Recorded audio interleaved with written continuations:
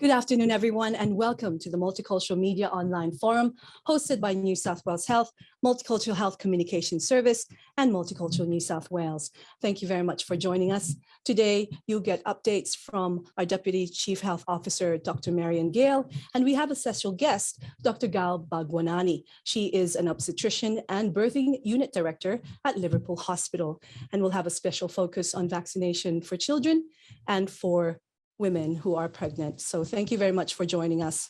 We'd like to begin by acknowledging the traditional owners of the land for which we are all meeting from today. I'm joining you from the land of the Gadigal people. We pay our respects to elders past and present and emerging, and extend respect to Aboriginal elders and colleagues. We also like to acknowledge elders from all multicultural groups represented in this online briefing. We would like to request if you could please keep your microphones off, as we have only 30 minutes. Please put your questions on the chat and we'll be able to answer that. Dr. Gale and Dr. Gale will be able to answer your questions. So please put the chat on.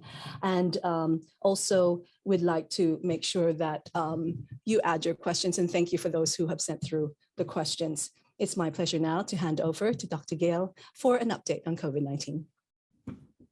Hi, I'm very well. Thank you, Jess, and good afternoon, everybody. Nice to be here again.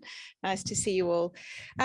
So in terms of an update from me and a public health perspective, in terms of our case numbers, we have seen a little bit of an increase in the last few days, which we're watching very carefully. As you know, for a number of weeks now, we had pretty stable case numbers at around 200 cases a day, but we have seen a bit of an increase in recent days. And what our public health teams are observing is that we do see cases increasingly in young people, vaccinated people who are out and about socialising. So we have had a number of clusters in pubs, and in other social venues. And so it is just a reminder to all of us that even if you are fully vaccinated, you can still get COVID. COVID still can be transmitted. You are certainly at a reduced risk for people compared to people who are unvaccinated. But if you're fully vaccinated, you can still get COVID and you can still transmit. And I think it's an important reminder, particularly at this time of year, as people are looking to enjoy Christmas parties and get together with friends and family. And when we certainly want you to do that, but very important to be cautious, to make sure that you don't go out and mix with people when you have symptoms. Very important to get tested and stay home. Consider wearing a mask, particularly in indoor settings, and just be extra vigilant around anyone around you who may be particularly vulnerable to COVID in particular. So just an important reminder to people that we are seeing that increase, even amongst people who are vaccinated, and particularly in those social settings like pubs and clubs. So please be extra vigilant when you're out and about. We continue to see our vaccination rates slowly creep up, which is really positive, and again, encourage people to come forward for vaccination. And very importantly as well, if you are eligible for a booster dose, we really encourage you to come forward for your booster. We know that a substantial proportion of people out of there who are currently eligible for a booster have not yet had their booster shot. So the booster is very important in protecting against transmission of both the Delta variant and emerging evidence as well that the booster can provide important protection against the Omicron variant.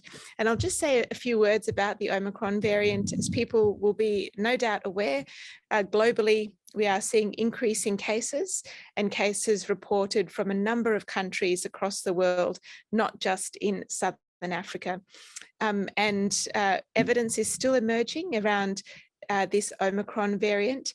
There is some evidence that transmission is increased compared with the Delta variant, and the scientists are working away the reasons why that may be.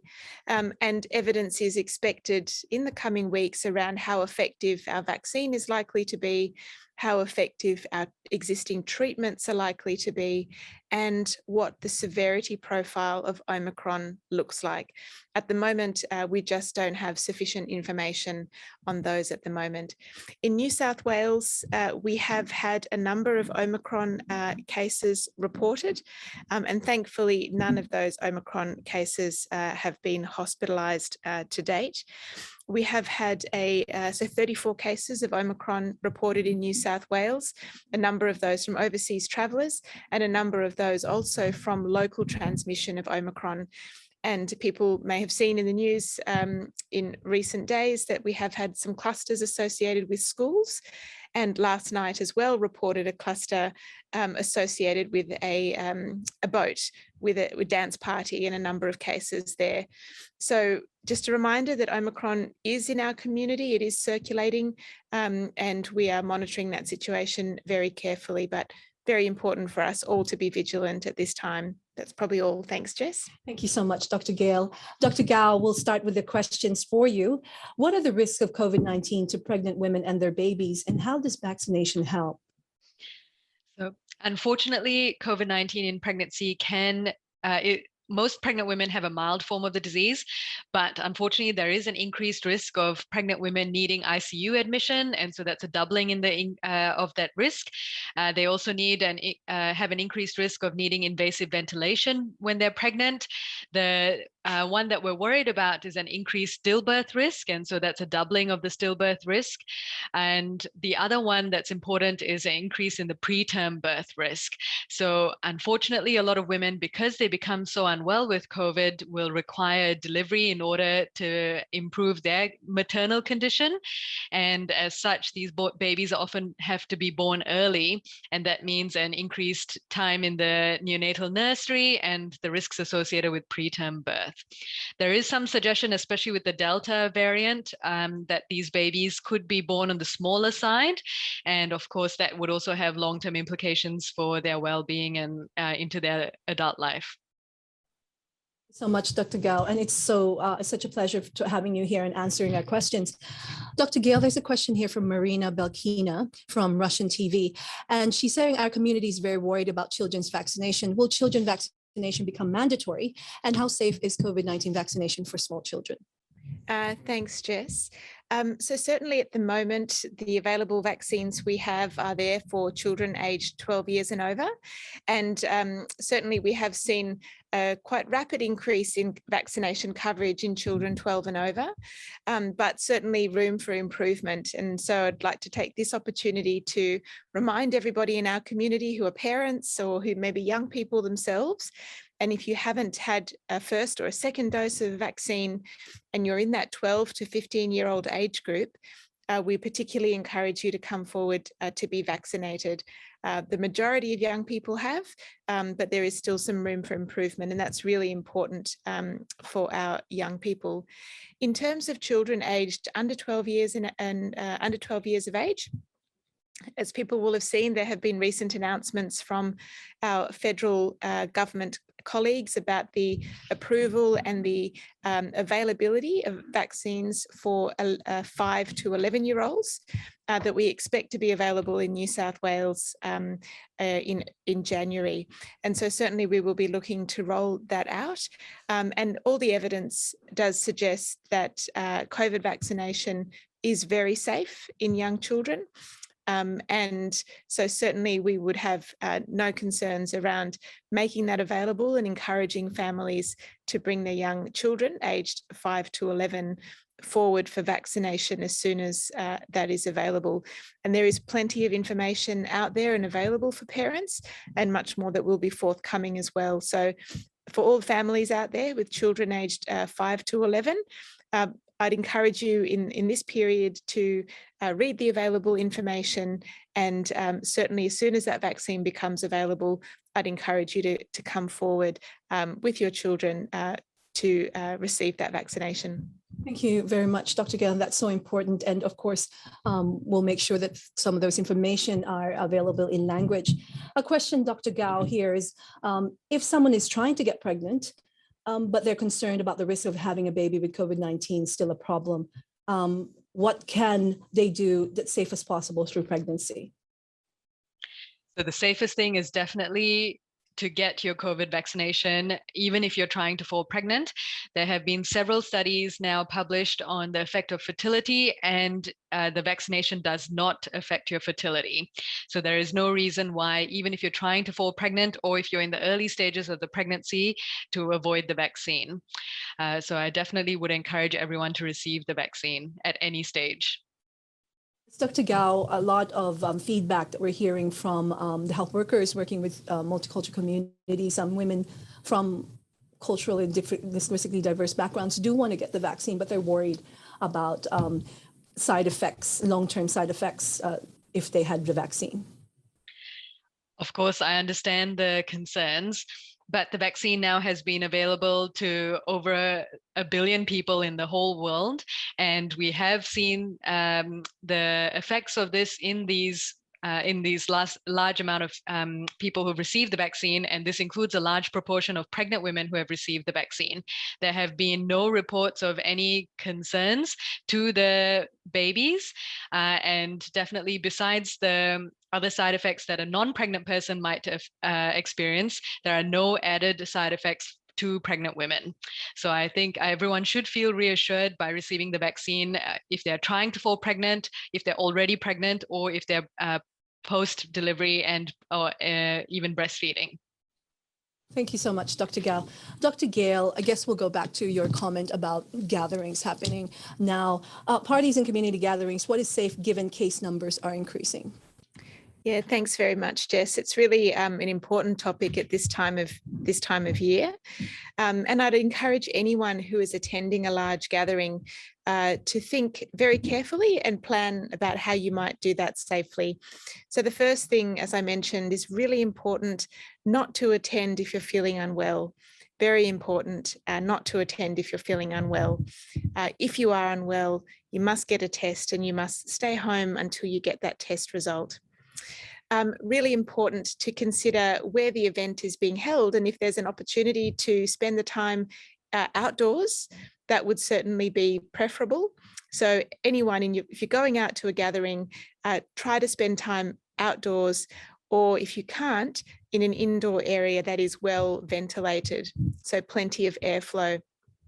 Really important as well as you mix with other people to do your best to maintain that physical distancing, so that 1.5 meters away from others.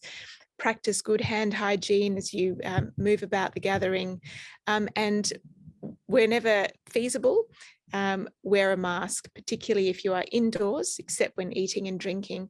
So we know that masks are effective in reducing the risk of transmission, and that is certainly very important. The other things that you might consider are RAT testing, so rapid antigen testing. If you are planning to attend a gathering and you're concerned, it would be a reasonable thing to consider doing a RAT test before you attend. And if you're concerned after attending, then to consider doing rapid antigen tests on multiple days after you attend if you're concerned that you might have been exposed. Having said that, a really important thing is that if you are feeling at all unwell, the best test that you need to do is the PCR test, not a RAT test. So the RAT test is only if you're feeling well, but you're concerned, either before or after a gathering. That would be an appropriate test to use as just an additional measure for your safety. I guess, Dr. Gale, following what you're saying, what is the difference between a RAT test and a PCR test? Yeah, thanks, Jess. So the rapid antigen test is basically a simple test that is much easier for you and I to use. And as many of us know and may have tried already, they are available for purchase in supermarkets. So people can do the test themselves. And you get a result in just a short period of time, around 20 minutes. And they're quite cheap to buy from the supermarkets. I believe most test kits are around $10 to $15. So they are useful as a tool for those purposes that I explained. So perhaps before going to a gathering, or after you've been to a gathering, or perhaps you might have an elderly relative that you want to go and visit and you're concerned. And so it would be reasonable to do a test on the day that you go and visit that elderly relative, just as an extra assurance that you're not potentially putting them at risk. So rat tests, having said that, rat tests are less accurate than a PCR test. So if you have any symptoms at all, you must get a PCR test. If you've received any message from New South Wales Health advising you that you are a close contact, or you become aware that you're a casual contact and you're asked to get tested, you must have a PCR test. And also, if you have a rat test that gives a positive result, it's really important that you go straight away to get a PCR test done. So there's some of the important differences between rat tests and PCR tests and when it's appropriate to use each one. Thank you so much, Dr. Gale. I think that's really important for us to know the difference. And if you have any questions, please put them on the chat. We have some questions here, Dr. Gale. I guess also wanted to check that, of course, a lot of people who are pregnant women might be scared of going and getting tested and that it's safe. But if someone is pregnant, should they be getting a booster sooner than 6 months, Dr. Gale? So the advice from both Ranskog and Atagi at the moment is that pregnant women can follow the same schedule as the rest of the population. So there is no need to get your booster any sooner than the 6-month mark, but definitely if you are eligible to receive your booster, that is something that you should do. There have been several women in the UK now, and also quite a few women in Australia who have received the booster dose, and we have not seen any increased risk to either the woman or their baby by receiving the booster dose. I guess a follow-up question, Dr. Gale. A lot of people may be worried that if they do get the vaccination, does any of it pass through the breast milk for the baby? So there is some evidence to suggest that the antibodies that you produce as a response to the vaccine could be passed through to the breast milk and therefore give your baby some extra protection. I don't think that it's something that you need to worry about. It's not the actual vaccine that's passing through the breast milk. It is your antibodies that your body has produced in response to the vaccine that is being passed through. We don't know, like, for example, let's say just an arbitrary number, if like 10 of these antibodies pass through, that's a good level of protection for your baby, or whether you need 100. So we can't say from the data we have so far how much protection that gives your baby, but there is some evidence to suggest that it will give your baby some level of evidence of protection. Sorry. That's so. Thank you so much, Dr. Gale. Dr. Gale, given that people are going to be gathering, what symptoms should they be worried about to warrant getting a COVID test? The sooner the better that they get to test. Yes, thanks very much, Jess. Look, I think each of us know ourselves well, and we know when we're starting to feel a little bit unwell. And but in essence, even if you have that mildest indication that you're feeling unwell, and that might be a bit of a scratchy throat, or your nose feels a bit stuffy, or you feel like you've got a headache, which is not normal for you, or you feel particularly tired and your body's aching, as if you're going to become sick. And so those are the sorts of symptoms that, even if they're mild, I would strongly encourage you to go and get a test, and that is a PCR test. So we know that many people with COVID, especially if you're fully vaccinated, can have more mild disease, and so your symptoms may actually only be mild with COVID. So even if you have even those mild symptoms, a scratchy throat, a bit of a stuffy nose, a headache or body aches, a bit of a cough, they are symptoms whereby it really is a very good idea, and I'd strongly encourage you to go and get a PCR test. PCR testing is free. There are many testing clinics across New South Wales, and results do come back very quickly, the vast majority within 24 hours, some as quick as within 6 hours of getting the test. So testing is very easy now, it's free, and so we should all, if we have even mild symptoms, not hesitate, just go to the testing clinic, get a test.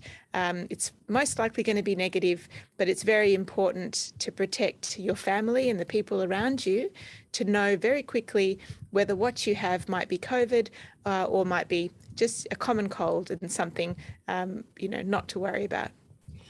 Yes, I agree, Dr. Gale. I got a test last week and I was in and out in 10 minutes. So it was really fast, and you know that you've done the right thing. So I can guarantee that it's fast, and in less than 24 hours, I got the result. So Dr. Gao, a question here is about Omicron and the effect. Has there been any evidence, or do you know if Omicron has a different effect on pregnant women? Unfortunately, we don't have enough information about this yet. As everyone is aware, Omicron is something that's only come up recently. And so we don't have any published data or any case reports on the effect that this might have on pregnancy. How about Delta, the Delta strain on pregnant women in your experience? So unfortunately, the Delta strain did have a worse effect than the original strain of COVID-19 in pregnancy. And in particular, we did see that there was an effect on the growth of the babies. So a suggestion that these babies were growing smaller than what we might have otherwise expected. And definitely that increased risk of stillbirth was something that we noticed with the Delta. We are in the midst of still looking into the effects of Delta here in Australia. And so in the coming months, I think we will have a bit more published data about what those effects might be. And I think in the coming months, we'll also see what the effect on pregnancy might be. I would like to mention one thing that I hope Dr. Gale agrees with me, but I think just from the overseas data, Omicron seems to affect younger children more than the older population. And so just something to be wary about is a lot of our pregnant women, of course, have other children who might be going to school and in primary school, etc. And so if there was an increased prevalence of COVID-19 in this younger age group, then that might confer an increased risk to our pregnant women, which is another reason why I strongly encourage all our pregnant women to get vaccinated. Dr. Gale, you want to comment on that? Oh, yes, thanks. No, I do agree with Dr. Gao, and certainly that is some of the very early signals that we're seeing, particularly from South Africa, who have got a large number of cases and are presenting some of the early data. But it is still quite early. But as Dr. Gao rightly points out, what they are reporting in South Africa is quite a young population affected by Omicron and young children. It's a bit unclear at the moment as to the significance of that and whether that is going to be a widespread phenomenon or if it's related to the population in South Africa, which is generally a young population and potentially where the cluster and the outbreak started in a younger population in South Africa. South Africa is also different to us in Australia in that they've had multiple previous waves of natural infection, a big wave of Delta not long ago, and with the previous variants in the original strain. And they do have lower vaccination coverage, but a lot more natural immunity, as well as a much younger population profile. So there are some inherent differences with South Africa and we're liaising with colleagues in South Africa to better understand that. So we still have a lot to learn about Omicron, but certainly that early signal of potentially a younger population being affected and children disproportionately is certainly something that we're keeping a close eye on and will be closely monitoring as we learn more about Omicron as it affects different countries around the world and indeed us here in New South Wales as well. Thank you so much for that, Dr. Gale and Dr. Gao. A question here from our participants in the session. I heard different places sell rapid test kit for various prices. This is confusing. Can you please recommend where you could find the best price or where to buy the best rapid, or where you can buy it and purchase these tests? That's a great question, Jess, but I have to confess I would not be the expert to advise on that. I do know that the rapid antigen test kits available in Australia are approved by Therapeutic Goods Administration, so the national authority that monitors the quality of the goods that are provided in Australia. And so, you know, they would all be approved by the TGA. They're all a bit different. And so the instructions with each of them are a little bit different and how they work are a little bit different. And indeed, their pricing is probably a bit different. But I'm afraid I couldn't probably provide advice around the best place to source, you know, any particular kit. Yes, but they could be around everywhere. It's to just be particular.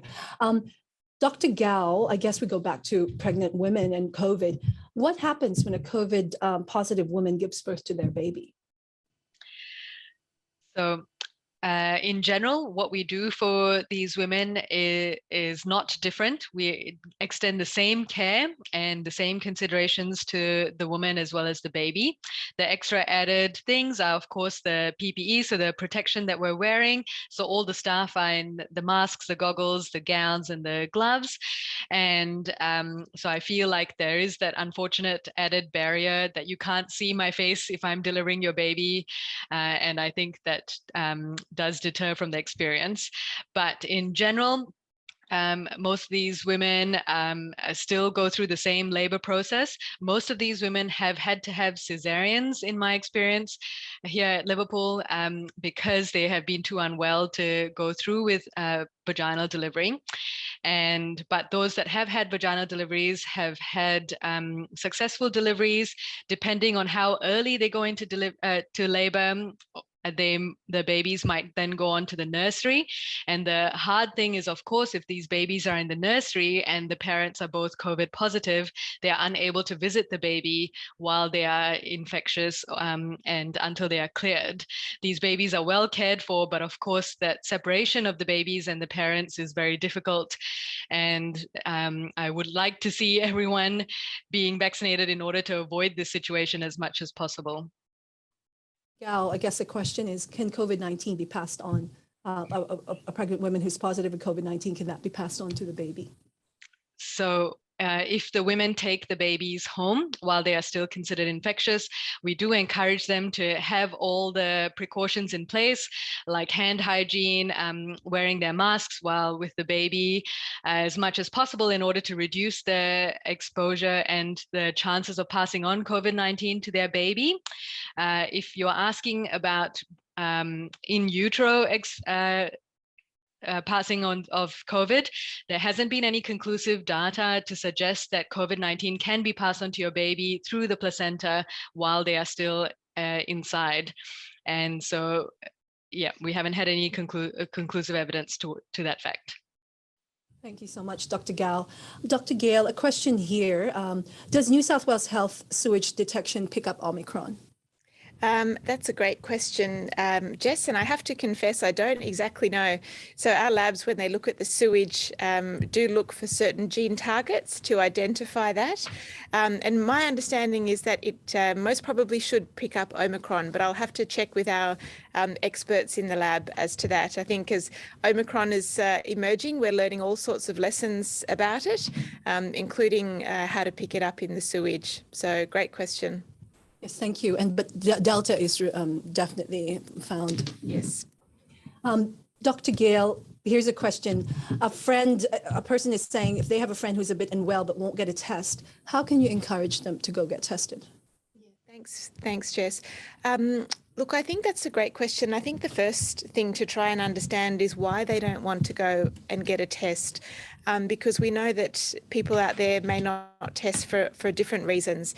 For some people, it might just be a practical barrier that they can't get to a testing clinic easily. Maybe they don't own a car, maybe they live far away, and it's just practically difficult for them to get to a testing clinic. So if there's a practical issue, I think try to obviously assist a friend to go and get tested. We know that despite a number of our messages that we've been putting out for many, many months, some people are still concerned around having to pay for tests. So to emphasise to people that testing for COVID is free at no cost to the person if they are symptomatic. And so we know that there's some of these practical issues, and so understanding if there's any of that might be at play for your friend would be important. We know that some people as well are concerned around the implications if they do test positive. Some people might be concerned that they'll have to pay for treatment or they'll have to pay for isolation. So very important for people to understand that if you are suspected of having COVID-19 or you are diagnosed with COVID-19, all the care provided to you will be free, and any isolation requirements for you as well will be at no cost to you. So you will not be disadvantaged financially. And in fact, there are financial support payments available for people in certain circumstances to support them during any period of isolation. We understand as well for some people that if they test positive, it may mean that they can't return to work for a period, or even to get a test and isolate, that it means that they will miss out on wages at work that are really important. And again, there are financial supports available for people. And also testing turnaround times are pretty quick now. So you can get a result, you know, if you test in the evening, you'll have a result by the morning. And so really, there shouldn't be any barriers for people to get tested. And so my advice would be to talk to your friend to try and understand why they might be concerned, and to encourage them to get tested. I do understand as well that people are worried that if they do test positive, any stigma associated with that, or they might feel guilty for exposing other people. But I think as we all learn to live with COVID, I think many of us know people who've been affected, who've tested positive through no fault of their own, people who are close contacts and need to isolate by no fault of their own. And I think that, you know, we don't judge people who test positive. We realize that this is a transmissible virus. Even people who've done everything right and are fully vaccinated can still get sick. And so there will be no judgment on anybody if you do test positive. The most important thing is to come forward, get tested, so that we can support you, we can support your family and the people around you, so that there is no further risk passed on to anybody else. And that's the most important thing. Thank you so much, Dr. Gale. And it's 4:32 and we're running out of time. But before we ask for our closing remarks from Dr. Gao and Dr. Gale, just wanted to announce that Multicultural New South Wales currently has a round of grants open to support COVID-safe multicultural events and festivals in 2022. These grants will help New South Wales share in many cultures and traditions and celebrate the importance of community. This year, so many events have been cancelled and have been held online, just like this, due to COVID restrictions. And as we come to the next phase of the lockdown, we're hoping to see a return to the cultural events that could take place most weekends across the state. So applications close on Friday on December 2021. That's the 17th of December 2021. And information is available on multiculturalnewsouthwales.gov.au. So please, if you're interested or your communities are interested, please look for that information. So it's time for us to go. I just wanted to thank Dr. Gale Bhagwanani for joining us today. She's obstetrician from Liverpool Hospital and the birthing unit director. Any last words, Dr. Gale, for the people online? Thank you very much, Jess, for having me. And I just really want to stress that if you want to keep your baby safe, the best thing that you can do for you and your baby, as well as your other children and household members, is to get vaccinated. Thank you so much, Dr. Gao. And Dr. Gale, any final remarks? Thanks very much, Jess. Look, just to remind people to be extra vigilant in this period. We really want people to enjoy the Christmas season and the time with family and friends over these holidays, but very important that we do so safely. And so please get vaccinated if you haven't done so already, get your second dose if you haven't, and please get your booster as soon as you are eligible. It's very important. And please don't go out and about when you have symptoms. And very importantly, when you go to large gatherings, when you go out to pubs and restaurants or with friends, really think about the things that you can do, as we've discussed today, to protect yourself and also keep the people around you safe. So that's it from me. Thank you, Jess.